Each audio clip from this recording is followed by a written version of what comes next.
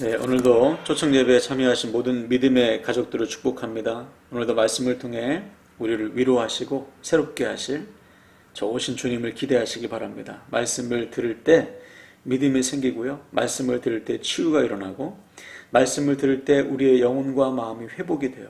말씀을 듣는 자에게 성령께서 임하시는 겁니다. 그럼 권능이 임해요. 새 힘이 주어집니다. 어둠이 떠나가고요. 우리 안에 놀라운 회복이 임하는 거예요.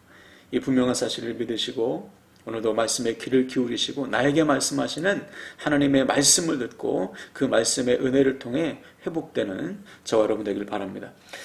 지난주일에 우리는 순종에 대한 말씀을 나눴습니다. 순종이 왜 필요한가?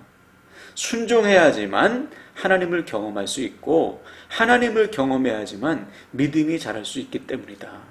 다시 말해서 순종하지 않으면요, 여전히 어린아이의 신앙, 말씀의 초보에 머물 수밖에 없어요. 마땅히 선생이 되어서 누군가의 믿음을 돌보고 섬겨줘야 할 사람들이 여전히 어린아이의 신앙에 머물러서 자기 믿음 하나 제대로 지키지 못하고 있는 수준이라면 그 원인은 바로 순종에 있는 거예요.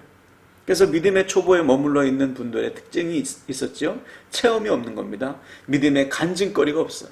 있더라도 예전에 청년 때라든지 젊을 때, 그때 소위 말하는 왕년의 경험만 있지 오늘 지금 매일의 삶 속에서 경험되어지는 하나님에 대한 간증이 없는 거예요. 그 결과 그를 통해서 그 주변 사람들이 하나님을 못 보는 것이죠. 그러므로 순종하지 않으면 내 믿음만 무너지는 것이 아니고요, 내 주변에 안 좋은 영향을 주게 돼 있어요. 자, 그럼 반대로 순종하면 어떻게 될까요? 반드시 경험하게 됩니다. 하나님의 역사하심을 경험합니다. 하나님의 도우심, 하나님의 인도하심을 반드시 체험하게 되어 있어요. 그러면 그 믿음이 견고해져요. 순종의 체험이 있으면 그 다음에도 순종할 수 있습니다. 내 한계를 넘어서는 순종까지 하게 되는 거예요. 그때 우리의 믿음은 한 단계 더 자라가는 것이죠. 그래서 가끔 보면 우리 주변에 간증을 하신 분이 있어요. 나에게 만난 하나님, 내가 경험한 하나님의 은혜, 역사하심. 그분들의 공통점이 뭐죠? 가만히 있는데 저절로 경험되어졌다. 그런 분 없어요. 반드시 순종했더니 경험했다는 거예요. 순종했더니 하나님의 은혜를 체험하고, 순종했더니 고난을 이겨내고, 순종했더니 기적을 체험하게 되더라. 여러분, 우리 교회도 우리 예배당을 이전하면서 경험했잖아요. 하나님의 인도하심을 믿고 순종하니까 하나님께서 우리가 생각지도 못한 길을 여셨잖아요. 도무지 해결되지 않을 것 같았던 여러 가지 문제들이 하나님의 방법으로, 하나님의 차원으로 해결되잖아요. 지금은 너무나 좋죠. 바로 이런 거죠. 아주 간단합니다. 순종하면 경험하는 것이고 순종하지 않으면 일평생을 믿어도 하나님을 경험할 수 없어요. 그래서 이때 하나님께서 사용하시는 방법이 있었습니다. 그것은 바로 연단, 믿음의 훈련. 여러분, 훈련의 특징은 반복에 있어요. 끊임없이 반복하시는 겁니다. 언제까지? 순종할 때까지, 믿음이 자랄 때까지, 하나님을 경험할 때까지 끊임없이 우리들을 훈련하신다는 사실이에요. 그래서 지난 한 주간도 보면 하나님은 우리를 훈련하셨어요. 어떤 분들은 보면 하나님 저 훈련 안 하셨는데 이럴 수 있죠. 그렇지 않습니다. 하나님은 우리 모두에게 기회를 주십니다. 믿음에 순종을 할 기회, 믿음의 훈련을 하시는데 우리가 모르고 지나가서 그래요. 우리의 시선이 하나님을 향해 있어야 되는데 너무 바빠서, 삶에 지쳐서 내 육신의 욕구대로, 감정대로 살다가 하나님을 보지 않으면 하나님께서 주시는 기회 다 놓쳐요. 그냥 한 주간에 또 지나가는 거예요. 그러므로 사랑하는 여러분, 오늘부터 다시 순종의 훈련에 임하시길 바랍니다. 우리의 시선을 하나님께 고정하시고 매 순간마다 하나님께서 주시는 순종의 기회에 붙드세요. 그래서 반드시 살아 역사는 하나님을 경험해야 돼요. 그래야 믿음이 자랍니다. 그래야 나도 살고 내 주변도 살리는 인생이 돼. 바로 이는 한 주간 동안 주어진 삶의 자리에서 하나님께서 주시는 순종의 기회에 다 아멘하셔서 순종하는 자에게 역사하시는 하나님을 다 경험하게 되시기를 주님의 이름으로 간절히 축원을 드립니다. 자, 오늘은 믿음의 점검에 대한 말씀을 나누겠어요. 여러분, 점검이 뭐죠? 점검? 지금의 상태를 파악하는 것이죠. 지금의 상태를 파악해서 문제점을 발견하고 진단하는 것, 이게 점검이에요. 그러므로 믿음을 점검한다는 것은 지금 나의 믿음이 어떠한 상태에 있는지 정확히 알고 믿음의 성장과 성숙을 위한 진단을 내리는 것, 이것이 믿음의 점검이에요. 제가 지난 11월 25일 날 건강검진을 했습니다. 한 6년 만에 하는 검진인데요. 원래는 대장내시경을 하려고 했는데 40세가 넘어서면 대장내시경이 꼭 필요하다고 해서 하려고 했는데 이번엔 제가 이제 펫시트를 했어요. 둘 중에 하나를 선택하게 하더라고요. 대장 내시경을 하든지 펫시트를 하든지. 근데 저는 펫시트를 한번 찍어봤어요. 왜냐면 제가 폐결핵도 알았었고 저희 아버님도 폐암으로 돌아가셨기 때문에 혹시 폐에 이상이 있나 해서 찍어봤는데 다행히 깨끗해요. 아무 이상 없어요. 나머지 검사 결과는 아직 나오지 않아서 기다리고 있는데요. 혹시 여러분 중에도 아직 건강검진을 받지 않으신 분이 계시다면 꼭 건강검진을 받으시길 바랍니다. 왜 받아야 되죠? 받아야 알아요. 건강검진을 받아야 지금 내 건강의 상태를 정확히 알 수 있고 진단할 수 있기 때문에 반드시 건강검진을 받아야 됩니다. 제가 아는 목사님도요, 40세 딱 돼서, 이 40세가 되면 나라에서 해주는 검사가 있잖아요. 그래서 받았어요. 위암 내시경을 딱 찍었는데, 위암이 발견된 거예요. 위 내시경을 찍었는데, 1기도 아닌 초기 위암을 발견해서 간단히 절제만 하고 항암도 하지 않고 아주 지금 건강하게 잘 지내고 계세요. 이처럼 자기의 건강을 꾸준히 정기적으로 점검할 때 우리는 병을 키우지 않고 제때 치유할 수가 있는 거예요. 그래서 보통 보면 정말 건강했던 분들이 하루아침에 또는 몇 달 사이에 암으로 돌아가시는 경우가 많아요. 또 갑자기 쓰러져서 돌아가시는 분도 계시고. 저희 아버님 같은 경우도 그런 경우죠. 우리 가족들은요, 저희 아버지가 적어도 90살 아니면 한 100살 정도는 충분히 너끈히 사실 줄 알았어. 70대 한 중반 정도에 종합검진을 했는데요, 아주 건강하게 나오셨거든요. 또 워낙 부지런하시고 체력도 좋으셔서 암이 걸린다 그런 건 생각도 못했어요. 근데 어느 날부터 이 기침이 나오는데 이 기침이 멈추지 않는 거예요. 감기인 줄 알고 동네 약국에서 이제 약만 지어다 드셨는데 그렇게 3개월 후에 가니까 벌써 암이 이제 커진 거죠. 만약 정기적으로 검진을 했더라면 더 좋은 결과, 그렇죠? 더 빨리 암을 발견할 수 있었을 텐데 너무 건강하다 보니까 검진을 하지 않은 결과 어느 순간 암이 생기고 어느 순간 암이 커져버린 거예요. 바로 이런 거죠. 아무리 건강한 육체도 점검해주지 않으면 그 건강을 유지하기가 어렵다. 믿음도 똑같습니다. 점검되지 않은 믿음은 건강한 믿음이 될 수 없어요. 믿음이 자랄 수도 없고 믿음이 성숙할 수 없습니다. 왜? 점검해야 알죠. 내 믿음이 진짜인지 가짜인지, 내 믿음이 지금 성장하고 있는지 퇴보하고 있는지 점검해야 알 수 있는데 점검하지 않으면 몰라. 그래서 어느 순간 믿음이 와르르 무너지는 경우가 많아요. 그래서 오늘 본문에 보니까 바울이 교회를 향해서 강하게 말하고 있는 거예요. 고린도후서 13장 5절 다 같이 한번 읽는데요. 너희는 믿음 안에 있는가? 너희 자신을 시험하고 너희 자신을 확증하라. 예수 그리스도께서 너희 안에 계신 줄을 너희가 스스로 알지 못하느냐? 그렇지 않으면 너희는 버림받은 자니라. 너무 무서운 경고입니다. 너희가 믿음을 시험하고 확증해서 너희가 진짜 믿음에 있는지, 그래서 너희 삶 속에서 너희 믿음의 주인 되시는 주님을 경험하고 있다면 그 믿음은 진짜지만 만약에 이것이 아니라면 너희의 믿음은 버림받은 믿음이 될 수도 있다. 아주 무서운 경우죠. 일평생 믿었는데 그 믿음이 진짜가 아니고 가짜다. 그 믿음이 버림받은 믿음이 될 수도 있다는 거예요. 이 말씀은 교회 안에 있는 사람들을 향해서 하신 말씀이에요.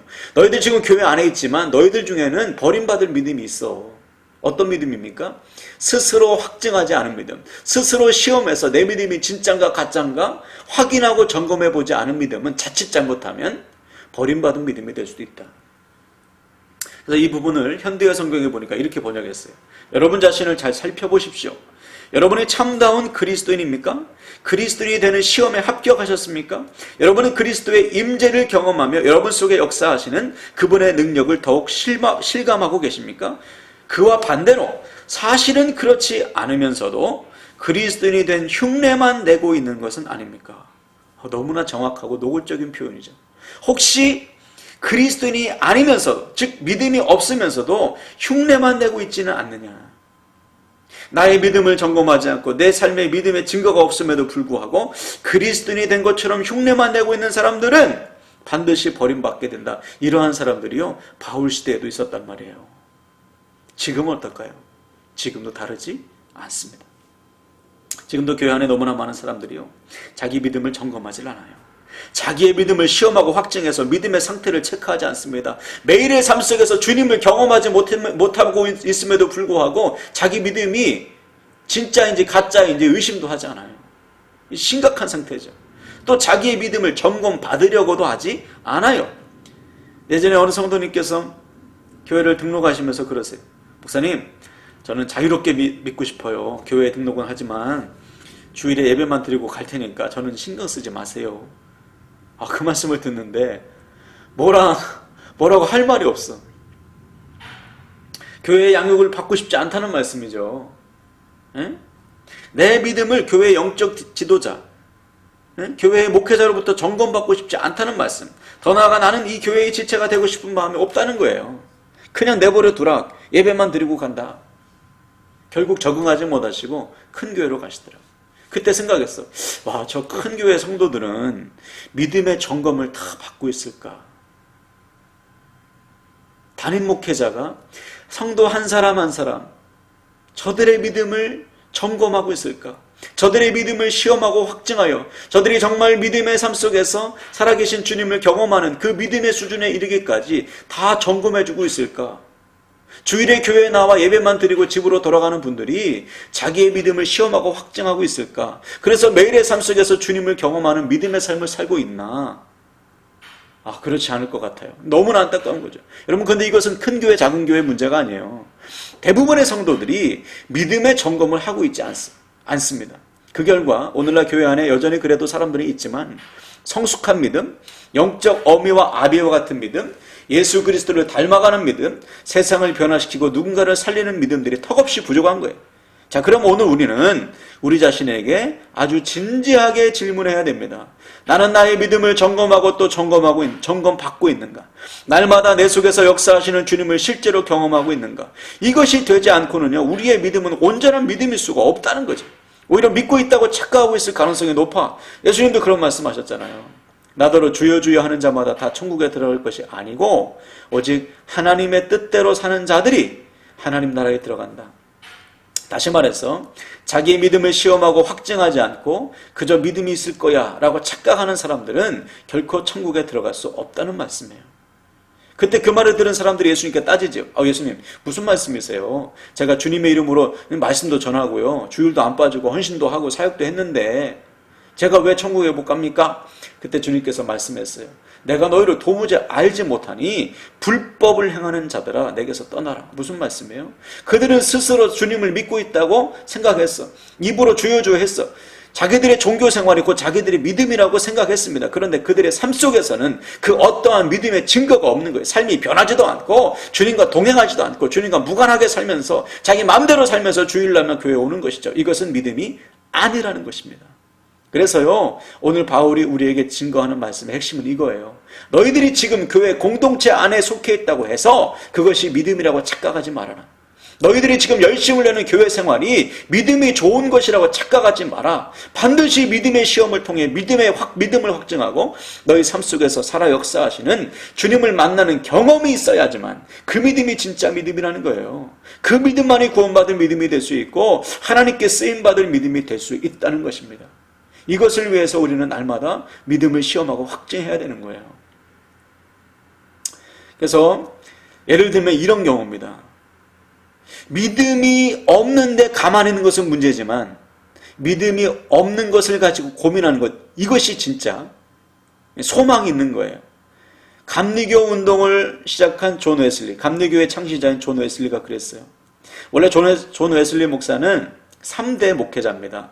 아버지가 성공의 신부, 할아버지도 성공의 신부예요. 성공회는 신부라고 하지만 개신교에 속합니다. 영국에 있는, 지금도 우리나라에도 성공회가 있죠.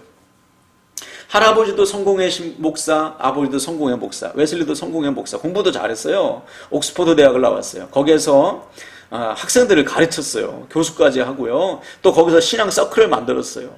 얼마나 규칙적이고 철저하게 믿음 생활했는지 그때 얻은 별명이 메소디스트, 지금의 감리교가 된 것입니다. 근데요, 이 웨슬리에게는 고민이 있었어요. 자기에게 지금 믿음이 없는 거예요. 목회를 하고 있습니다. 담임을 하고 있어요. 또 학교의 교수로서 학생들을 가르치고 있습니다. 서클의 대표로서 기독교 모임을 이끌어가고 있는데 자기 생각하기에 자기에게는 아직 믿음이 없는 것 같은 거예요. 설교를 하는데 너무나 양심의 가책이 있어. 믿음이 없는데 설교하고 있는 것이죠. 남들이 볼 때는 너무나 훌륭한 믿음의 사람이에요. 얼마나 열정적으로, 그죠? 신앙생활하고, 목사하고, 그죠? 서클을 이끌고 누가 볼 때는 정말 믿음 좋은 것 같은 거죠. 그런데 정작 본인에게는 믿음이 없어. 너무 괴로운 거예요. 그래서 그가 결단을 하죠. 나 이대로는 안 되겠다. 모든 것을 다 내려놓고 미국으로 갑니다. 미국 선교사로 갑니다. 거기 가서 주님을 만나자. 남들이 다 말리죠. 왜 좋은 목회지, 좋은 이 자리 놔두고 이 황무지 같은 미국으로 가느냐. 근데 웨슬리는 소망이 있잖아요. 주님을 만나기. 물론 자기가 지금 나에게 믿음이 없어서 갑니다. 이런 말을 못하고 아무튼 뭐 여차저차해서 선교사로 갑니다. 그리고서 정말 주님을 만나기 위해서 다짐을 하고 이제 배에 올랐어. 근데 그러던 중에 배가 출발하고 얼마 지나지 않아서 풍랑을 맞아요. 예, 폭풍을 만납니다. 배가 막 휘청휘청하는 거예요. 거센 파도가 막 몰아치고 배 안으로 막 파도가 막 들이닥치고 그때 웨슬리가 너무 겁나는 거예요. 이러다 죽으면 어떡하나. 예? 근데 그러던 중에 어디선가 찬송 소리가 들리는 거예요. 그 찬송 소리를 쫓아가 보니까요, 독일에서 온 모라비안 교도들이 모여서 찬송을 부르는 거예요. 거기에 보니까 어린 아이들도 섞여 있어.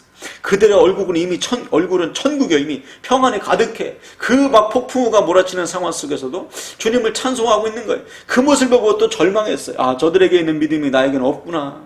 너무나 절망스러운 거예요. 그렇게 미국에 도착했어요. 거기서 하나님을 찾습니다. 근데 하나님 만나는 체험을 못했어요. 결국 미국 선교는 실패하고 다시 돌아와요. 영국에 돌아와서 웨슬리가 즉시로 모라비안 교도의 지도자를 찾아갑니다. 그 중에 한 사람이 바로 피터 벨러라는 사람을 찾아가서 고민을 털어놓는 거예요. 나는 목회자임에도 불구하고 믿음이 없어요. 이런 믿음으로는 설교할 수 없습니다. 그때 피터 벨러가 아주 중요한 조언을 하죠. 믿음이 생길 때까지 설교하십시오. 그 말에 용기를 얻은 웨슬리가요, 다시 돌아와.